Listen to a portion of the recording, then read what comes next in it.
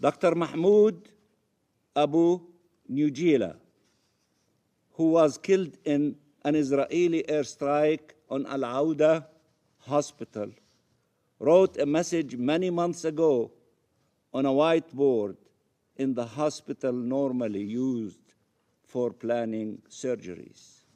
And I quote him, whoever stays until the end will tell the story.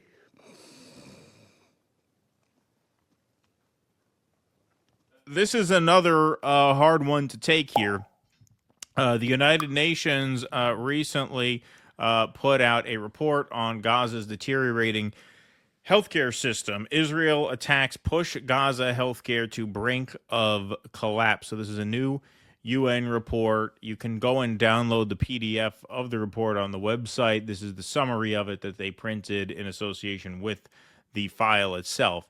A report published by the office documents attacks carried out between October 12th, 2023 and June 30th, 2024. So we covered a UN report back in October, which covered events from last October through April. This one covers events from October 23 to June of last year. Unfortunately, the most current reports deal with data that expires 6 months prior, but this still gives you I won't even say a great idea, but it gives you a clear idea of the dire state of the healthcare system in Gaza now. So the report raises serious concerns about Israel's compliance with international law. Medical personnel and hospitals are specifically protected under international humanitarian law, provided they do not commit or are not used to commit outside their humanitarian function acts harmful to the enemy. Quote, as if the relentless bombing and the dire humanitarian situation in Gaza were not enough, the one sanctuary where Palestinians should have felt safe, in fact, became a death trap, said UN High Commissioner for Human Rights Volker Turk.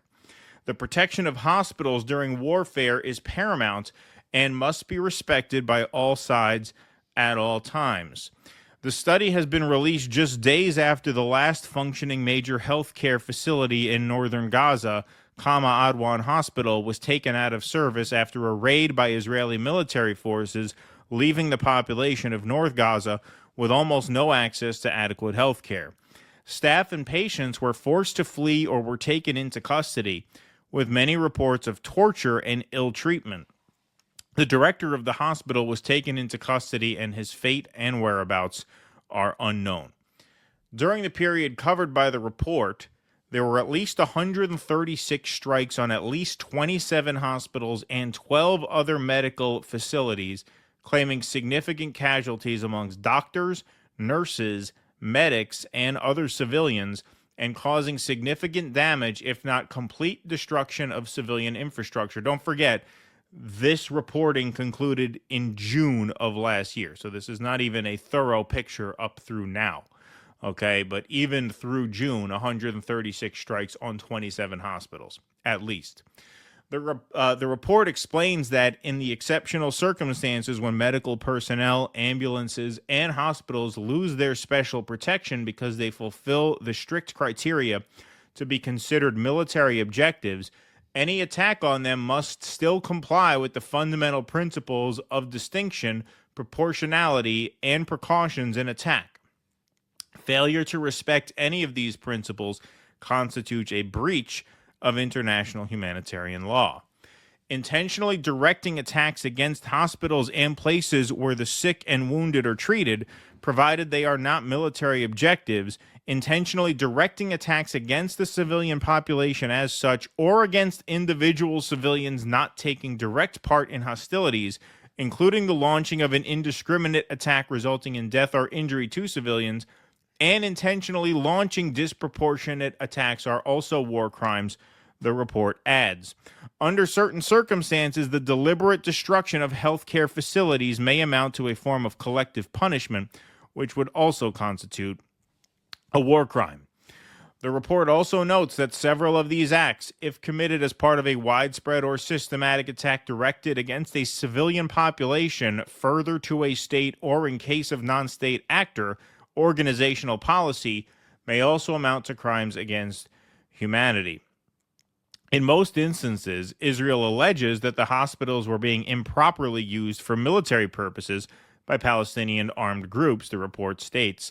However, insufficient information has so far been made available to substantiate these allegations, which have remained vague and broad, and in some cases appear contradicted by publicly available information. So what we're reading now is a summary of the report. So when they say that these allegations have gone unproven, they mean up through now, because we're reading a summary of the document. Okay?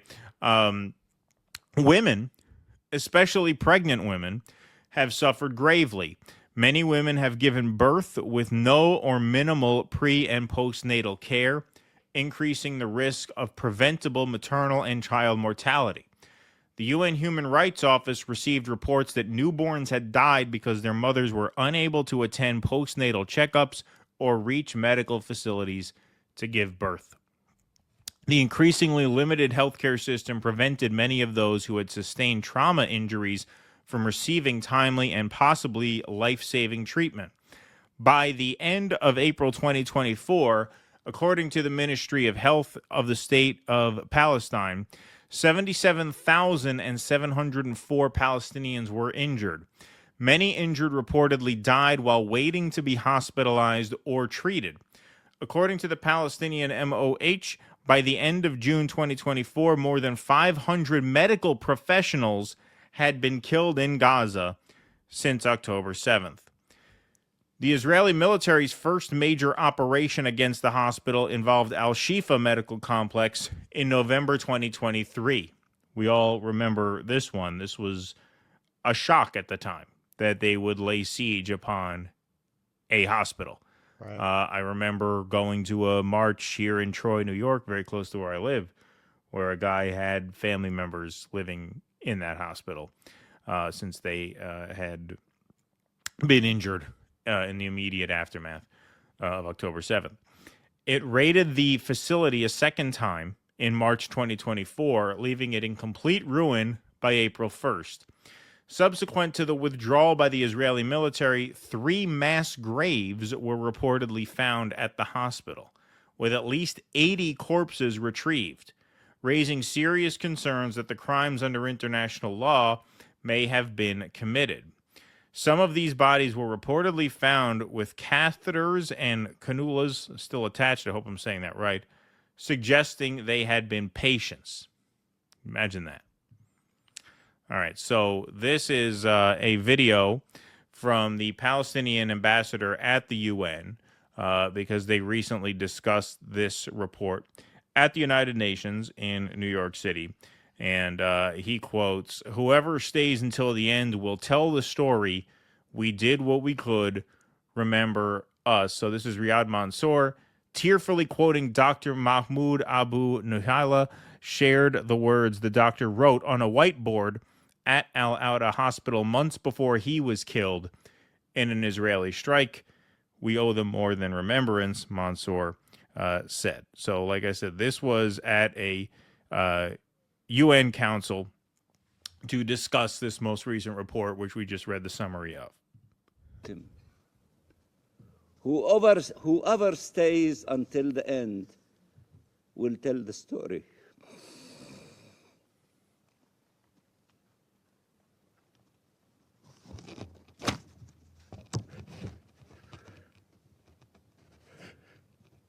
We did what we could. Remember us.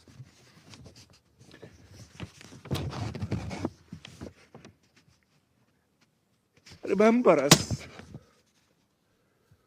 We owe them more than remembrance. Mr. President, the image of Dr. Hussam Abu Safiya wearing his white gown medical overcoat, symbol of hope and humanity, summoned and walking towards Israeli tanks, embodying death and destruction, will remain forever a reflection of what is at stake in Gaza.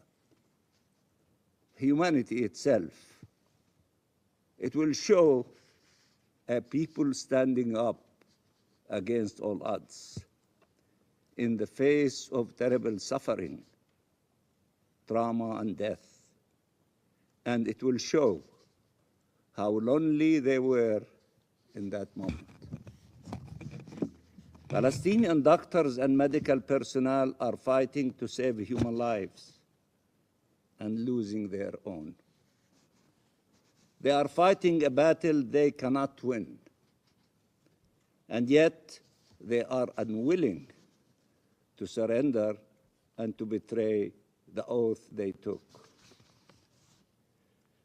They are trying to save lives while hospitals are under attack, while medical personnel are, together with their patients and people seeking shelter, besieged and killed, while buildings and works, even for mothers and newborn babies, are being destroyed, while access to medicine is being denied, while electricity is cut, while starvation is imposed, and while they know that the people they are trying to heal will most probably die, and that they, the doctors, will be held responsible by Israel for the ultimate crime of trying to preserve life in Gaza, and will be detained, tortured, and even killed. And yet, they continue trying. Dr. Mahmoud Abu Nujila, who was killed in an Israeli airstrike on Al-Auda hospital, wrote a message many months ago on a whiteboard in the hospital normally used for planning surgeries. And I quote him, whoever stays until the end will tell the story.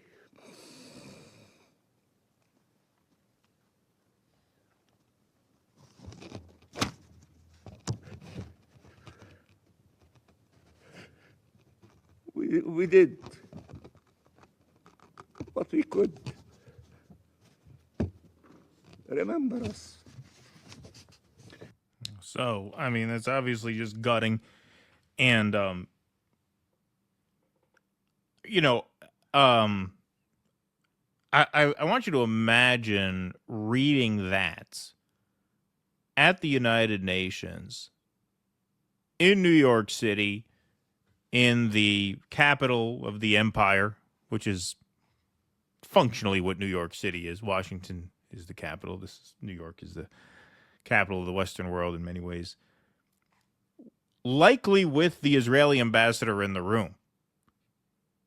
Imagine being in the same room as the Israeli ambassador. Imagine being in the same room as Linda Thomas Greenfield, soon to be Elise Stefanik, reading that. Imagine having to read that with the enemy breathing in your face. That's what he has to go through to read a thing like that. Imagine how unwelcome you must feel to be sitting in a room with the people who are just watching you, as has happened so many times.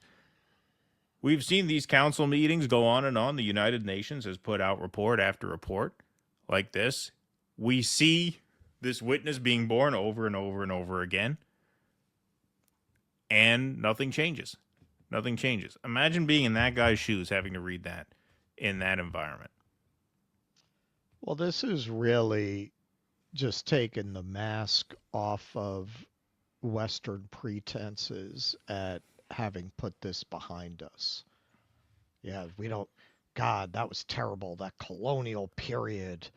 We don't do things like that anymore. We've evolved beyond that. It's just, this is about as horrific as any crime committed by colonial powers that you can think of. Mm-hmm. I mean, it really demonstrates. And we talked about this from October 7th. That was the first article I wrote, that a big part of why they got such backlash from students is that they had reared this entire generation on Frantz Fanon and Edward Said and all of this post-colonial theory and studies, and all the premise of all that is to look at the horrible things we did in the past. And that's all grounded in the assumption that we would never do something like that now. And what's left to us to do now is only to dismantle the structures of systemic racism and cultural colonization that have resulted from those crimes we committed in the past. And then this crime of incredible magnitude and of very much the same character that they've been taught was just terrible. We have to do everything we can to fix the damage that was done by these times. It breaks out in the same exact professors, the same exact institutions, the same exact politicians that fed them all this say, no, no, no, no, no, no. If you don't support this, you're anti-Semitic. Right. To see this man broken, I mean, God, what he's witnessed, what he's seen, sitting in the middle of the United Nations, which in many ways is supposed to represent, particularly for Western powers, our evolution beyond those horrible colonial tendencies. It just shows you we haven't gone anywhere. We haven't gone anywhere. And that was always the point of teaching them post-colonial theory. It was to make them think that we're post. That Right. was the point. Exactly. So before we wrap the segment, I want to share this video here. Our friend Jose Vega posted this. He's been featured on several of the Zoom calls and broadcasts of this group called Doctors Against Genocide, which I encourage you guys to follow, not just here on YouTube, but on X as well. Dr. Mimi Said, a doctor who just returned from Gaza, shared her experience of what the conditions are like in Gaza and what she experienced being there. So this is about 3 minutes. This is a doctor who just returned from the Gaza Strip. And gentlemen, I'm Dr. Mimi Syed, board-certified emergency medicine physician. I was born, raised, and trained in the U.S. I was in Gaza on a medical mission twice, once in August and once in December. I just returned last night to the U.S. Thank you for allowing me the opportunity to speak today. I stand before you not just as a medical professional, but as a deeply concerned human being who has witnessed the harsh realities in Gaza. Over the course of 2 medical missions, I have encountered unimaginable suffering and devastation, particularly among the most innocent children. As a mother of 3 children, I cannot imagine how any parent can look away. Despite my prolonged period in Gaza in August, and again more recently in December, I did not encounter any military operations or combatants. Instead, what I encountered were countless civilians, men, women, and children suffering from injuries that no human should ever have to endure. I resuscitated a little girl named Mira, no older than 4 years old, who was shot in the head by a drone sniper while eating breakfast in her tent. I also treated a 9-year-old named Ayla, who came to us with an open skull wound with her brain matter exposed, hanging on to dear life because of a shrapnel injury. Each case echoed a haunting narrative of loss, pain, and unfulfilled lives.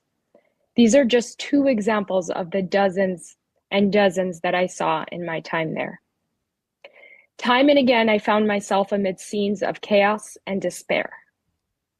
We faced multiple mass casualty incidents, each more heart-wrenching than the last.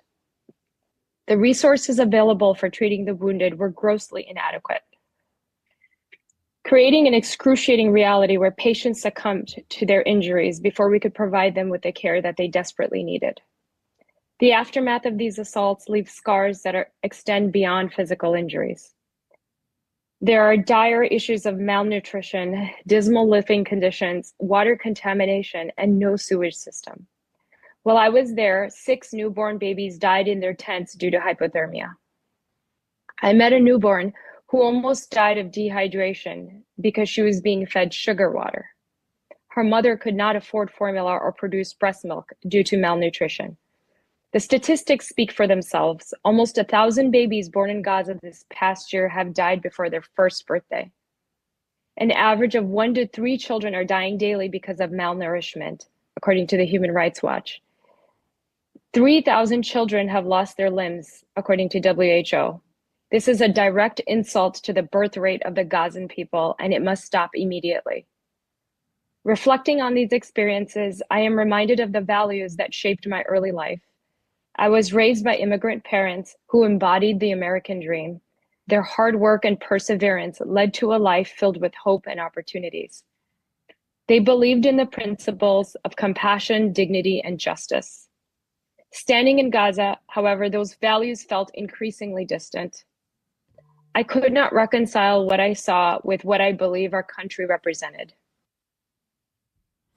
So that's a piece of that video. I encourage you guys to follow Doctors Against Genocide on X here and on YouTube.